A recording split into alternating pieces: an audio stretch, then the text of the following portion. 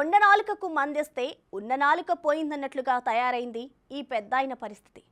కన్ను మసకగా అయిందని డాక్టర్ దగ్గరకు పోతే ఉన్న చూపును పోగొట్టాడు ఈ ప్రబుద్ధుడు.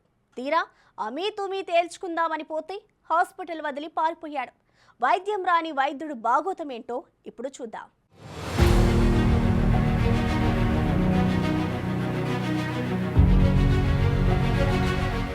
రంగారెడ్డి జిల్లా షాద్నగర్లోని వినేషియా కంటి హాస్పిటల్లో చేసిన ఆపరేషన్ వికటించి కన్ను కోల్పోయాడు ఓ వృద్ధుడు. మహబూబ్ నగర్ జిల్లా బాలనగర్ మండలం చిన్నరేవల్లి గ్రామానికి రాములు అనే పెద్దాయన కళ్ళు మసకగా కనిపిస్తున్నాయని జులై నెలలో వినేషియా కంటి ఆసుపత్రికి వైద్యం కోసం వచ్చాడు. హాస్పిటల్లో ఉన్న కంటి డాక్టర్ సిద్ధికి పరీక్షలు నిర్వహించాడు.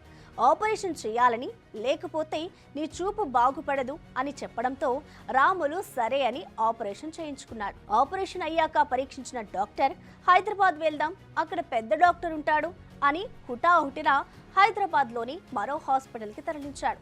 అక్కడ కంటికి మరోసారి ఆపరేషన్ చేయించాడు.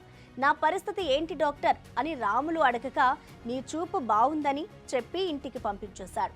ఎన్ని రోజులు గడిచినా నొప్పి తగ్గకపోవడం, చూపు మొత్తం మందగించడంతో ఇక లాభం లేదనుకుని రాములు ఈసారి ప్రముఖ ప్రభుత్వ కంటి వైద్యశాలలో అయిన సరోజినీదేవి కంటి హాస్పిటల్, ఎల్వి ప్రసాద్ కంటి హాస్పిటల్కి వెళ్ళి చూయించుకున్నాడు.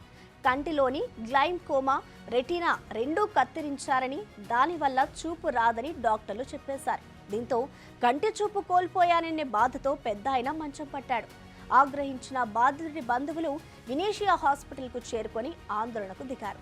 విషయం తెలుసుకున్న ఆపరేషన్ చేసిన డాక్టర్ సిద్ధికి పరారయ్యాడు. పాపం రాములు పరిస్థితి ఆగమ్య గోచరంగా తయారైంది.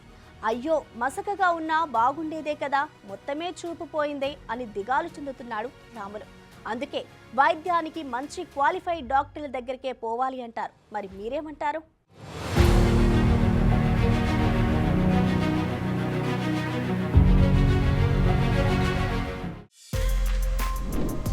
For more videos like this, subscribe Big TV channel.